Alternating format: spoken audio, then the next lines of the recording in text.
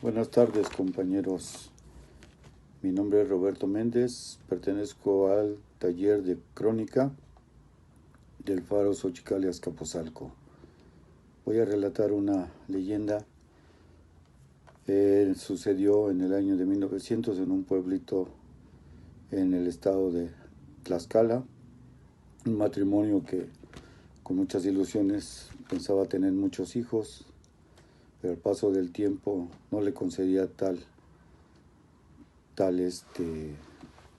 esperanza. Entonces pasaron los años y pasaron sus mejores años hasta llegar a los 50 años de edad, cuando el matrimonio de don Saúl y doña Encarnación se vio pues alegrado de la noticia de que esperaban un bebé a esa edad, algo milagroso.